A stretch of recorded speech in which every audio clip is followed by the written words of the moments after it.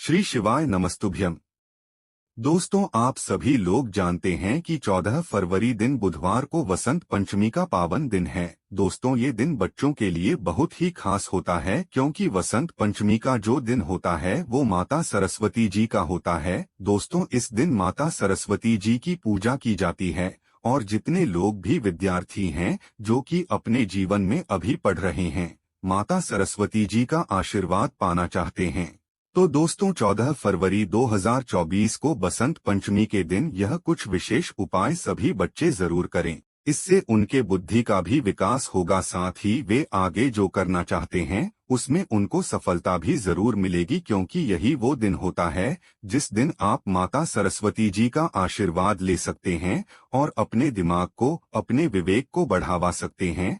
तो सबसे पहली बात तो दोस्तों, वसंत पंचमी के दिन जितने भी ऐसे बच्चे हैं जो कि अभी विद्या अध्ययन कर रहे हैं, पढ़ रहे हैं और अपने जीवन में सफलता पाना चाहते हैं, तो यहाँ पर आप सभी को वसंत पंचमी के दिन प्रातः काल ब्रह्मा मुहूर्त में उठने की कोशिश करना। अगर नहीं भी उठ पाओ तो जितना जल्दी हो सके उतना जल्दी उठकर आपको स्नान करना है। आप अपने स्नान वाले जल की बाल्टी में चाहे तो गंगाजल डालकर स्नान कर सकते हैं, भगवान भोलेनाथ का नाम लेते हुए स्नान कर सकते हैं, हर हर गंगे बोलकर भी स्नान कर सकते हैं। इस दिन आप लोगों को यहाँ पर पवित्र नदी में स्नान करने का भी विशेष फल मिलेगा। अगर आप लोग इस प्रकार से यहाँ पर स्नान करते हैं तो दोस्तों, स्नान करने के बाद आप लोग जो है एक लोटा जल भरकर सूर्य देव को अर्घ देंगे। अर्घ देने के बाद दोस्तों, अपने घर में ही जहाँ पर आपके भगवान जी बैठे हुए हो, पूजा घर में, वहाँ पर जो भी सरस्वती जी की तस्वीर हो या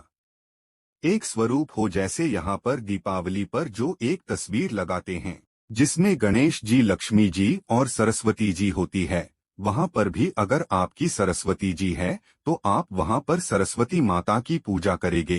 तो आपको करना क्या है, स्नान करके सूर्य देव को अर्घ देने के बाद आप जाइए माता सरस्वती जी के स्थापित प्रतिमा के पास, वहाँ की साफ सफाई कीजिए। साफ सफाई करने के बाद बिल्कुल वहाँ स्वच्छ कर दीजिए। अच्छे से स्वच्छ करने के बाद दोस्तों, आप सभी एक दीपक वहाँ पर जलाइए, क्योंकि आप माता सरस्वती जी के लिए जला रहे हैं तो आप लंबी बाती वाला दीपक जलाएंगे। अगर आप नदी के किनारे दीपक जलाएंगे तो बहुत ही अच्छा रहेगा। घी का दीपक जलाने के बाद जो है आप वहां पर धूप अगरबत्ती लगाइए। ये सभी जो काम कर रहे हैं ये सभी आपको अपने मन से श्रद्धा भाव से करना है, ऐसा नहीं कि हम कह रहे हैं इसलिए आप लोग करोगे। आप अपने मन और अपने भाव से करना है और ऐसा भी नहीं है कि सिर्फ विद्यार्थी ही ये काम करेंगे, ये सभी लोगों को करना चाहिए। जिन भी लोगों को माता सरस्वती जी का इस दिन आशीर्वाद पाना चाहते हो, पूरे साल में सिर्फ ये विशेष दिन ही माता सरस्वती जी का होता है,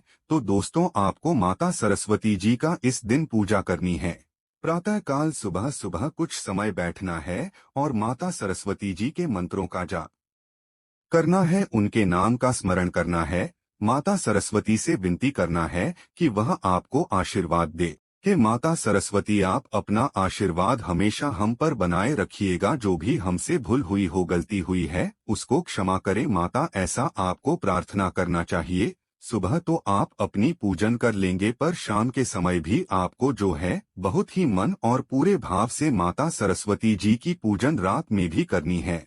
अगर आपके पास कोई सफेद कलर की अपने घर में मिठाई बना सके तो वो आप लोग जरूर बनाइएगा और माता सरस्वती जी को भोग जरूर लगाए। देखिए दोस्तों, बाजार से भी आप ला सकते हैं और बाजार में मिलावट रहेगा, पर भगवान को हमेशा शुद्ध चीज चढ़ाई जाती है। तो कोशिश करें कि घर पर आप लोग सफेद कलर की कोई मिठाई बनाकर माता सरस्वती जी को भोग में लगाई जा सके, अन्यथा बाजार से भी ला सकते हैं। मिठाई लाने के बाद आप सरस्वती माता को अर्पित कर दीजिए और उस प्रसाद को अपने पूरे घर में बांट दीजिए और सभी लोग जो है माता सरस्वती जी की इस दिन आरती कीजिए और साथ ही माता से विनती अवश्य कीजिए कि हे माता, आप हमें सद्बुद्धि देना, हम अपने जीवन में बहुत आगे बढ़े, ऐसी आपको विनती करनी है। अगर आप ज्यादा कुछ नहीं कर पाए तो ये काम करके देखिए, निश्चित ही आपका विवेक, बुद्धि, दिमाग बहुत तेज होगा और आपको अपनी सभी कामों में सफलता भी मिलती चली जाएगी। अब दोस्तों बात करते हैं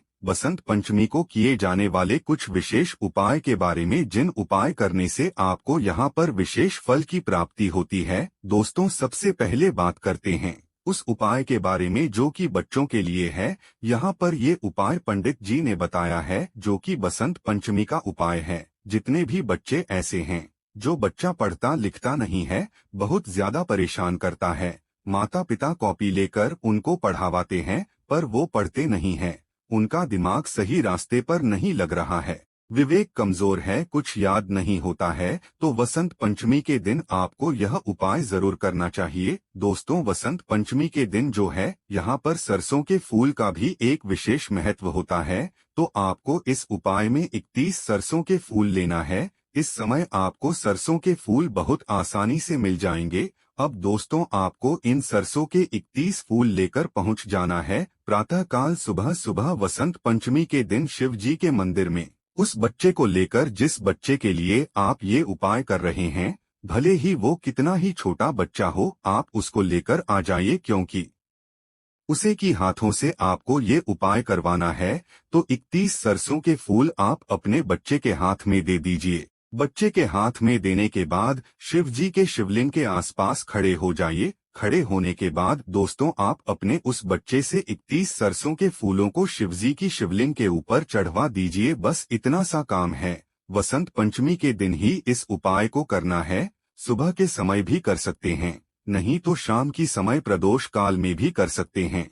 आप जैसे ही वसंत पंचमी के दिन अपने बच्चे के हाथों से 31 सरसों के फूल चढ़ाएंगे तो वो माता सरस्वती जी आपकी बच्चे को आशीर्वाद देंगी और भगवान शिव जी का आशीर्वाद आपको प्राप्त होगा। वहां पर आप विनती भी कीजिएगा कि हे भोलेनाथ, हे माता सरस्वती जी, हमारे बच्चे पर आप कृपा कीजिए ताकि वो अच्छे से पढ़ने लग जाए, उसका ज्ञान विवेक बढ़ जाए। तो ये उपाय बच्चों के लिए है, उनका विवेक तेज होगा और दिमाग तेज होगा। कोई भी इस उपाय कर सकता है जिसको अपना बुद्धि विवेक दिमाग तेज करवाना हो। अब दोस्तों, बढ़ते हैं अगले उपाय की ओर। ये उपाय आप अपनी सभी तरह की समस्याओं दूर करने के लिए कर सकते हैं। आपके जीवन में आप बहुत ही ज्यादा परेशान हैं, धन की आप लोगों को कमी है, आपको कुछ समझ नहीं आता है कि आपको क्या करना चाहिए। सभी तरह की समस्याओं के लिए, दुख तकलीफ को दूर करने के लिए आप ये उपाय जरूर करें। तो दोस्तों, आपको जरूरत होगी 108 सरसों के फूलों की। दोस्तों, सरसों के फूल आपको खेतों से ही लाने पड़ेंगे, जहां सरसों के पेड़ लगे हुए होंगे। तो आपको 108 सरसों के फूलों को गिन लेना, प्राप्त कर लेना है। 108 सरसों की फूलों को इकट्ठा करने के बाद आपको पहुंच जाना है वसंत पंचमी के दिन प्रातः कल सुबह सुबह शिव जी के मंदिर में। शिव जी के मंदिर में पहुंचने के बाद दोस्तों, आपको 108 सरसों के फूल आपको एक साथ शिवलिंग पर नहीं चढ़ाने हैं। अगर आप सच में अपनी किसी विशेष समस्या के लिए यह उपाय कर रहे हैं, कोई दुख समस्या है, कोई परेशानी है, तो उसके लिए आप यह उपाय कर रहे हैं, तो आपको इन 108 सरसों के फूलों को एक एक करके जो है शिव जी की शिवलिंग के ऊपर अवधूतेश्वर महादेव का नाम लेते हुए आपको चढ़ाते जाना है। 108 बार यहाँ पर सरसों की फूल आपको शिव जी की शिवलिंग के ऊपर समर्पित करने हैं और अवधूतेश्वर महादेव का नाम लेते हुए समर्पित करना है। पूरे 108 सरसों के फूल समर्पित हो जाएं। उसके बाद आपको भगवान शिव जी से अपनी विनती करनी है, अपनी मनोकामना बोल देनी है। निश्चित ही आपकी दुख समस्या जो भी होगी, जिस कामना के लिए आपने उपाय किया होगा, वो आपकी जरूर पूर्ण होगी। अगर आपने 108 सरसों के फूल एक एक करके अवधूतेश्वर महादेव के नाम का जाप करते हुए चढ़ाया है, तो निश्चित ही आपकी सभी दुख समस्याएं दूर होंगी। पर इसी तरीके से आपको यह उपाय करना होगा। अब दोस्तों, बढ़ते हैं अगले विशेष उपाय की ओर। जो हम आपको उपाय बताने जा रहे हैं, ये बहुत ही विशेष उपाय है और इस उपाय को आपको बसंत पंचमी के दिन ही करना है। दोस्तों, इस उपाय को करना है जिस व्यक्ति का एक्सीडेंट हो गया हो और उसका कोई हाथ का, उसका शरीर का कोई अंग चला गया हो, वो काम नहीं करता हो, किसी भी प्रकार की शरीर की जो समस्या चल रही है, एक्सीडेंट हो गया हो और शरीर का कोई अंग काम ना करता हो, तो उसके लिए आप बसंत पंचमी के दिन आप ये उपाय जरूर करें। इस उपाय में आपको सबसे पहले तो आपको 11 सरसों के फूल लेना है। जो सरसों की फूल हमने आपको बताए हैं वहीं 11 सरसों के फूल लेने हैं, अलग से रख लेने हैं। 11 सरसों के फूल और 108 सरसों की फूल अलग रख लेना, ठीक है। ये दो भागों में आपको गिनकर अलग अलग रख लेना है। 11 सरसों के फूल रख लेना है और एक जगह 108 सरसों के फूल रख लेना है। इन दोनों को अलग अलग रखकर आपको पहुंचना है शिव जी के मंदिर में। अब दोस्तों, शिव जी के मंदिर में पहुंचने के बाद आपको इस वसंत पंचमी के दिन प्रातः काल में सुबह सुबह आपको ये उपाय करना है। सबसे पहले आप शिव जी के दर्शन कर लीजिए, शिव जी को प्रणाम कर लीजिए। उसके बाद आपको उपाय को करना शुरू करना है। सबसे पहले जो आप 11 सरसों के फूल लेकर आए हैं, इन 11 सरसों के फूलों को आपको शिव जी की चौखट पर चढ़ाना है, जहां पर मणिभद्र का वास रहता है। दोस्तों, आपको शिव जी की चौखट के राइट भाग यानी कि दाहिने हाथ के तरफ में आपको यह 11 सरसों के फूल सबसे पहले चढ़ाने हैं। अब राइट भाग कौन सा होगा? आप जब मंदिर से बाहर निकल रहे हो, मतलब मंदिर की चौखट के आप बाहर की साइड जो है मुख कर कर खड़े हो जाइए और आप अपना सीधा हाथ देखिए तो सीधे हाथ की हथेली पर, मतलब मंदिर के अंदर से खड़े होकर देखना है।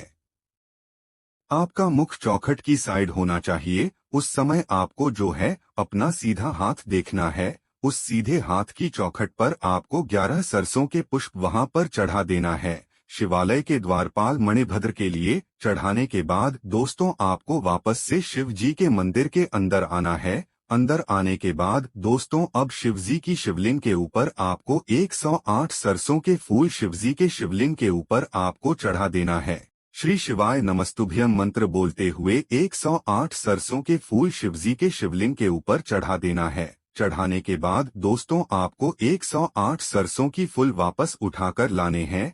जो 11 आपने सरसों के फूल चौखट पर चढ़ाया है वो आपको वापस नहीं लाने हैं, पर जो शिव जी की शिवलिंग के ऊपर आपने 108 सरसों के फूल चढ़ाए हैं वो आपको वापस लेकर आना है। उनको वापस ले आओ अपने घर। घर लाने के बाद दोस्तों इन 108 सरसों के फूलों को आपको किसी सरसों के तेल की बोतल में इन्हें डाल दीजिए। डालने के बाद दोस्तों अब इस सरसों की बोतल को रख दो। आप रखने के बाद आप जब भी प्रदोष पड़ती है तो प्रदोष के दिन शिव जी के मंदिर जाना और शिव जी की शिवलिंग के ऊपर ये पूरा सरसों का तेल समर्पित कर देना। समर्पित करने के बाद कुछ फूल भी उसके साथ समर्पित कर देना। फिर जो तेल आपने शिवलिंग के ऊपर समर्पित किया है, फिर उस तेल को आपको जलाधारी से झेल कर लेना, प्राप्त कर लेना है। झेल कर लाने के बाद दोस्तों तेल से उस स्थान पर मालिश करनी है जिस व्यक्ति का जो अंग काम नहीं करता है, और सबसे पहले थोड़ा सा जो तेल रहेगा वो नाभि पर लगाना है।